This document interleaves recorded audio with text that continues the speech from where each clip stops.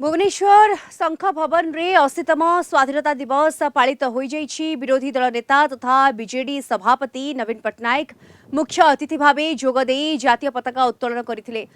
प्रथमे दलर नेता और कर्मी वीरपुत्रंक फोटोचित्र रे माल्यार्पण करबा परे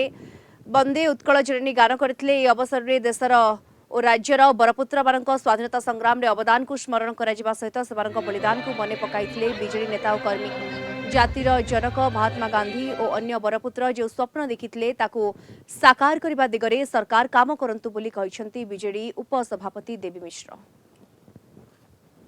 आज 80तम स्वाधीनता दिवस ए अवसर रे आज सारा देश रे एवं ओडिशा रे बिजु जनता दलर मानवर सभापति श्रीयुत नवीन पट्टनायक निर्देश रे सारा राज्य रे कोण अनुकोण रे बिजु जनता दल तरफ पालन करा जाउछि जनसाधारण को नेइकरी। एवं आज शंख भवन ठारे मुख्य अतिथि रूपे ओडिशार जनगणकर प्रिय नेता श्रीयुत नवीन पट्टनायक किसी समय आगु जोग दे ए पताका उत्तोलन करिसेंती। तेणु आज 80 वर्ष स्वाधीनता दिवस रे आमे ए देश एवं संघीय व्यवस्था रे ओडिशा बली राज्य तार जो अग्रगति ए शताब्दी आरंभ रु तार जो परिवर्तित ओडिशा विकसित ओडिशा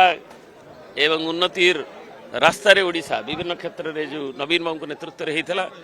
आमे आशा करूछु ए 2 वर्षर आउ जाइछि स्वाधीनता दिवस रे अंतत पक्षे जो त्रुटि गुड़ी वर्तमान सरकार ताकू सुधारी जो रास्ता रे आमे अग्रगतिर धारा रे थिले प्रशंसित होइथिले परिकी